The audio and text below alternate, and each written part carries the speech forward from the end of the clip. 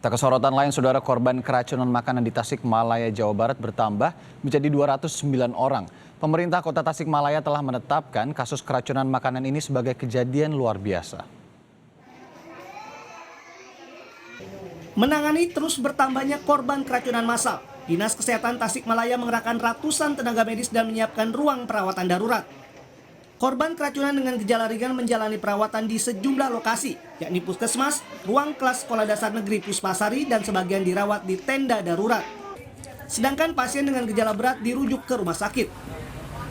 Pemerintah Kota Tasikmalaya menetapkan kasus keracunan makanan yang menimpa ratusan warga sebagai kejadian luar biasa.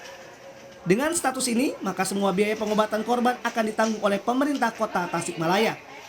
Mulai dari perawatan kesehatannya hingga kebutuhan obat-obatan. Terkait masalah pembiayaan, apakah ini ditanggung pemerintah atau ini? Jadi kemarin tadi malam Pak Wali sudah instruksi bahwa kita punya anggaran jam kerja itu bisa agar digunakan untuk penanganan ini. Jadi jangan membebani masyarakat gitu, karena ini kejadian yang tidak diperkirakan kan gitu. Sementara dari hasil laboratorium, keracunan massal disebabkan oleh bakteri dari makanan yang terkontaminasi sumber air yang tidak bersih. Sebelumnya, ratusan orang di Tasikmalaya menjadi korban keracunan makanan pada Kamis lalu. Para korban mengalami keracunan seusai mengonsumsi nasi kuning dalam sebuah acara perayaan ulang tahun salah satu warga. Para korban keracunan umumnya mengalami pusing, mual, dan muntah. Tim Liputan, Kompas TV. Informasi lebih lengkap kita sapa jurnalis Kompas TV Dede Ibin di Tasikmalaya, Jawa Barat. Dede, bagaimana kondisi para korban keracunan makanan hingga saat ini? Ya, Yolanda dan saudara, kami laporkan saat ini kami posisi berada di lokasi di mana para korban keracunan yang masih dirawat di SD Puspasari, Mangkubumi, Kota Tasikmalaya. Tercatat memang sebelumnya itu ada sekitar 209 orang yang mengalami keracunan akibat mengkonsumsi makanan di salah satu acara ulang tahun yang digelar oleh salah satu pengusaha di Kecamatan Mangkubumi.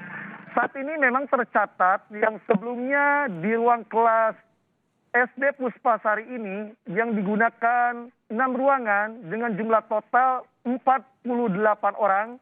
Namun saat ini hingga tadi pagi, saudara, kami laporkan sudah mulai berangsur pulih dan sembuh, mereka sudah kembali pulang ke rumahnya masing-masing.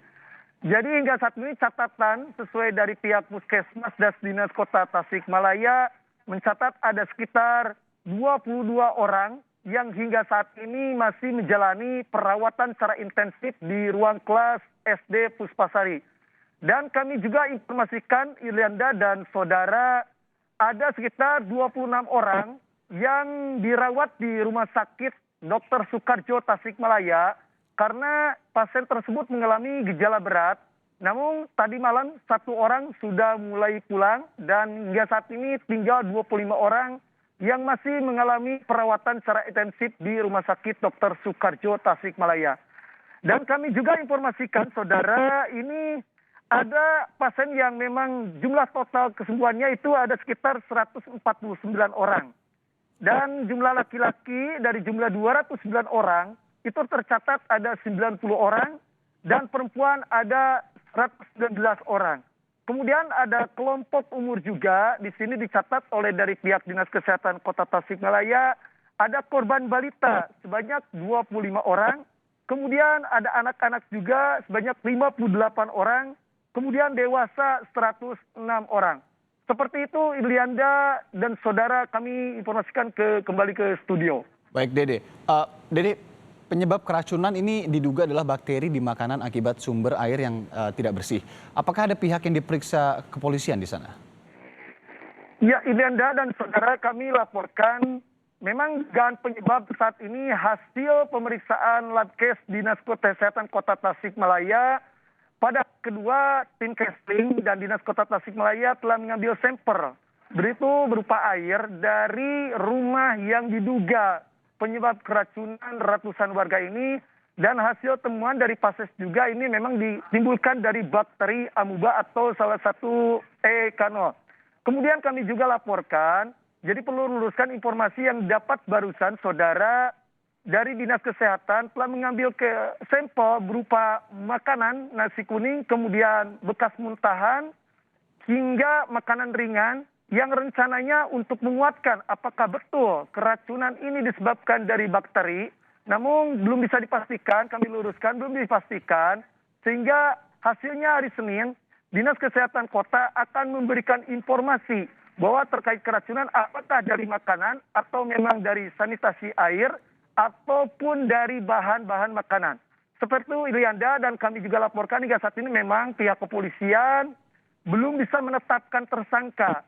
Karena berdasarkan informasi yang didapat dari keluarga korban hingga Puskesmas dan Dinas Kesehatan Kota Tasikmalaya, ini diselesaikan secara kekeluargaan sehingga tidak ada penetapan tersangka. Seperti itu Ilianda dan saudara kembalikan ke studio. Baik, penyelidikan masih dilakukan untuk tahu sumber keracunan ini dari mana. Dede Ibin, jurnalis Kompas TV, terima kasih atas laporan langsung Anda dari Tasikmalaya, Jawa Barat.